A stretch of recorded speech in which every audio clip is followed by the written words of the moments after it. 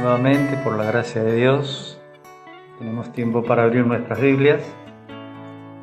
Estamos tratando de entender el mensaje de la Biblia mirando desde el panorama completo para luego recién empezar a hacer los estudios de contexto o exégesis.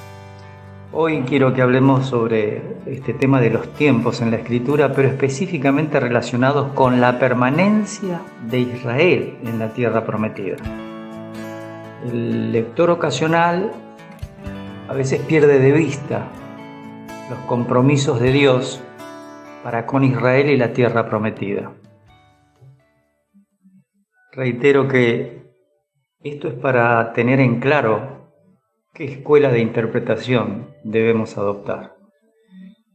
A raíz del concepto que la Iglesia reemplaza a Israel, concepto que salió o se fue formando en todo lo que es el catolicismo y quedó impregnado en el protestantismo, en las iglesias de la teología del pacto o reformadas.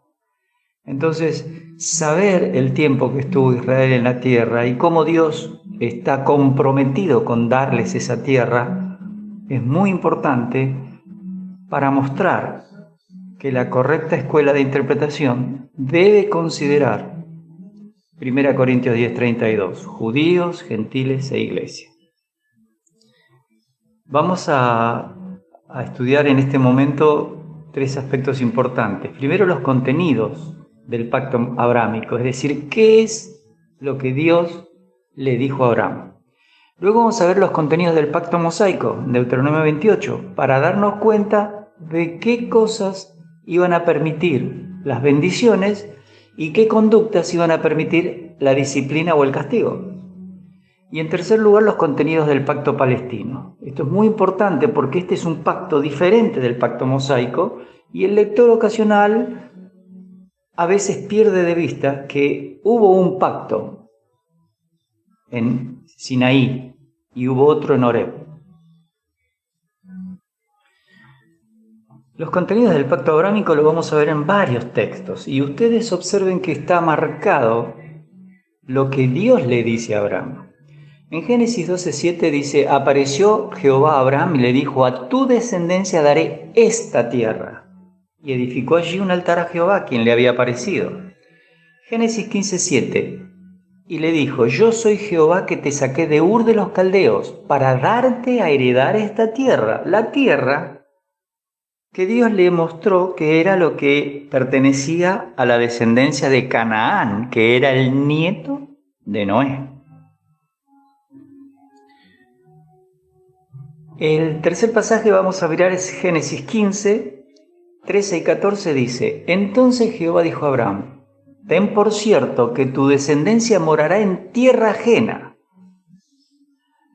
Para Dios, esa tierra era de Abraham, de su descendencia, pero su descendencia iba a estar un tiempo afuera, será esclava allí, es decir, en Egipto. Lo sabemos por lo que nos narra la historia después.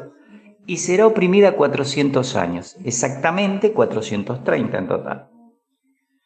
Mas también a la nación a la cual servirán, juzgaré yo, y después de esto saldrán con gran riqueza. 16. Y en la cuarta generación volverán acá, porque aún no ha llegado a su colmo la maldad del amorreo hasta aquí. Es decir, Dios tiene en su programa de tiempos para hacer las cosas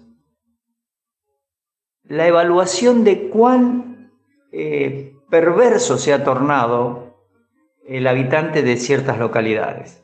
Eso lo podemos ver con Jonás. Dios lo manda a Nínive y le dice: de aquí a tanto tiempo esta ciudad destruida. Y el rey se humilla, hacen ayuno, que era una práctica de países paganos, obviamente de naciones paganas.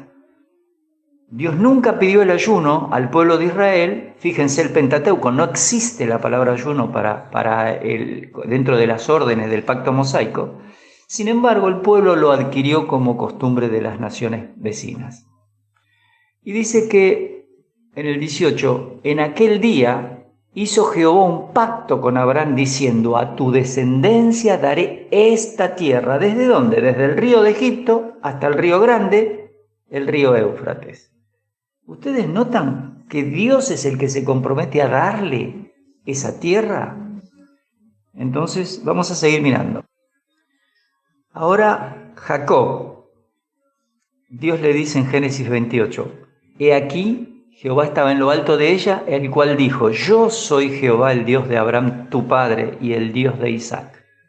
La tierra en que estás acostado te la daré a ti y a tu descendencia. Dios sigue con ese objetivo para la descendencia de Abraham. Será tu descendencia como el polvo de la tierra y te extenderás al occidente, al oriente, al norte y al sur. Y todas las familias de la tierra serán benditas en ti y en tu simiente. Dios promete algo a Abraham y se lo pasa a Isaac y se lo pasa a Jacob, porque Dios no cambia, no modifica estas cosas. Pasamos a Éxodo 33. Y Jehová dijo a Moisés: anda, sube de aquí, tú y el pueblo que sacaste de la tierra de Egipto, a la tierra de la cual juré a Abraham, Isaac y Jacob, diciendo: a tu descendencia la daré. ¿Se dan cuenta ustedes que si nosotros interpretamos la Biblia en forma literal, tal cual es lo que Dios ha dicho? Porque decir que no es verdad esto es empezar a poner en duda la hermenéutica. Y sin embargo, muchos de la teología del pacto, por poner dos pactos que no están en la Biblia como marco de interpretación, dicen: no, esto ya se cumplió. Y les puedo demostrar que no se cumplió. Porque en Génesis 15 están los límites que Dios le prometió. Y ellos utilizan mucho el capítulo de Josué que dice que Dios entregó la tierra como lo había prometido. La verdad es que si leen el capítulo 1, dice: todo lugar que pisare la planta de vuestro pie. Ellos nunca fueron hasta el Éufrates, nunca fueron hasta el río de Egipto. Entonces hay que ser cuidadosos con las escrituras, sobre todo como están escritas. Si no hay una figura de dicción, no la inventemos. Versículo 2: y yo enviaré delante de ti el ángel, y echaré fuera al cananeo y al amorreo, al eteo, al fereceo, al heveo y al jebuseo. Había 10 tribus que Dios le prometió a Abraham que iba a echar en Génesis 15. Léanlas, por favor. Y dice: a la tierra que fluye leche y miel. Pero yo no subiré en medio de ti, porque eres pueblo de dura cerviz, no sea que te consuman el camino. Observen cómo Dios, después de la idolatría, donde la tribu de Leví se consagra para servir a Dios y que luego van a tener todo el servicio sacerdotal y levítico, Dios dice: no iré en medio de ti. Ahora vamos a ver 1 Crónicas 16. Dice el versículo 17: el cual confirmó a Jacob por estatuto y a Israel por pacto sempiterno. Marquen esta frase, pacto sempiterno, porque eso implica que es algo que debe cumplirse sí o sí. Diciendo: a ti daré la tierra de Canaán, porción de tu heredad. Ningún lector de la Escritura puede obviar este tema. Sin embargo, algunos teólogos pasan por encima, buscan alguna excusa para no entender literalmente la Escritura. Miren el Salmo 105, 10 y 11. La estableció a Jacob por decreto, a Israel por pacto sempiterno, diciendo: a ti daré la tierra de Canaán como porción de vuestra heredad. ¿Ven que la Escritura no deja de hacer énfasis en lo que Dios ha dicho? Y cuando ustedes leen toda la historia de Israel, siempre están las dos cosas: bendiciones por la obediencia, castigo por la desobediencia. Y Dios no cambia. Tiene paciencia, pero finalmente se cumplen sus juicios. Veamos ahora a Amós, que profetiza unos 150 años aproximadamente antes de que Nabucodonosor destruya Jerusalén. Y esta profecía habla hacia el futuro, utiliza el término en aquel día, que está relacionado con lo que se llama el Día del Señor del Antiguo Testamento. El Día del Señor contiene juicios y bendiciones. Juicios en el tiempo de la tribulación y bendiciones en el milenio.